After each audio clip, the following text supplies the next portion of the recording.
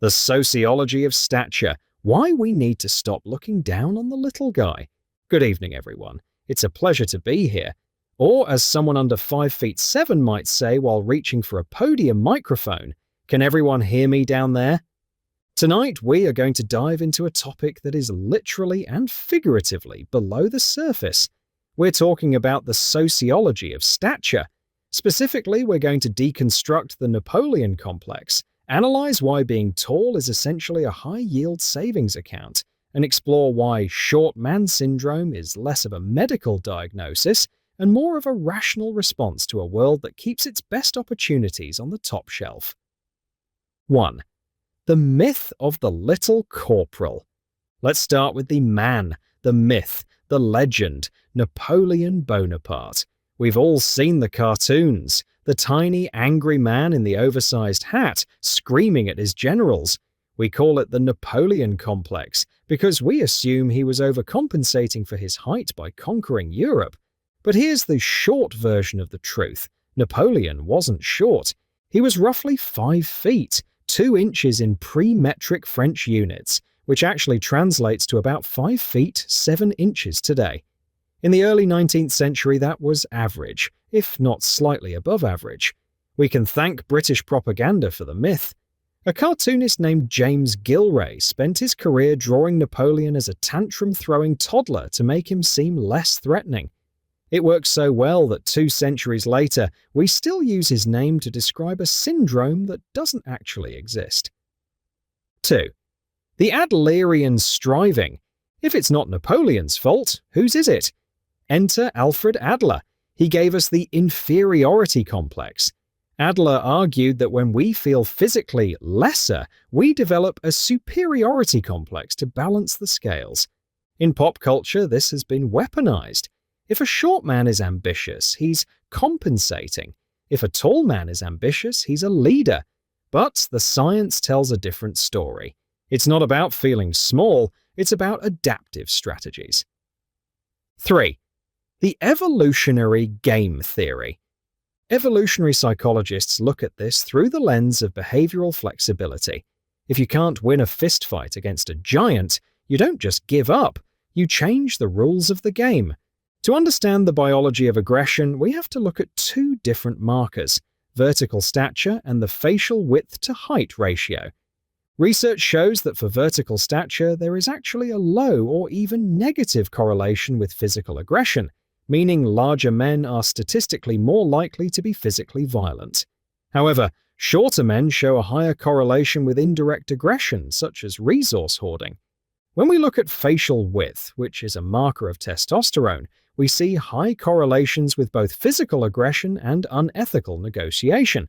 This tells us that the Napoleon stereotype often confuses height with facial structure. A short man isn't inherently aggressive. He is simply using different evolutionary signals to acquire resources and signal health when he can't rely on sheer size. 4. Heightism, the last acceptable prejudice. Now let's talk about the money. Sociologist Saul Feldman coined the term Heightism in 1971. It describes the systemic prejudice against shorter people, and the data is frankly depressing. There is a literal height wage premium. A landmark study found that for every inch of height above average, a man earns roughly $789 more per year.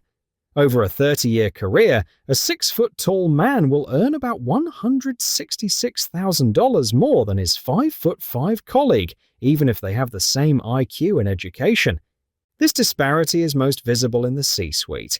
Consider the representation of height in US corporate leadership. While men who are 6 feet or taller make up only 14.5% of the US male population, they account for a massive 58% of Fortune 500 CEOs. If we look at men 6'2" or taller, they represent less than 4% of the population, yet they hold 30% of those CEO positions.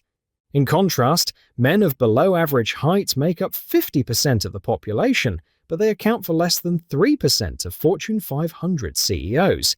We suffer from a halo effect. We see a tall person and subconsciously think, competent, leader. We see a short person and think, subordinate. 5. The mating market, the iron law. If the boardroom is tough, the dating market is a battlefield. The male taller norm is one of the most robust preferences in human mating. Digital dating has only made this worse. Roughly 50% of women on dating apps set height filters that effectively make short men invisible, regardless of their personality or income. This leads to what researchers call the jealousy mechanism. Because shorter men are aware of their lower market value in a height-obsessed world, they may engage in higher levels of mate guarding. It's not toxic masculinity, it's a rational cost-benefit analysis. If a partner is harder to find, the cost of losing them is higher. 6. The mental health toll.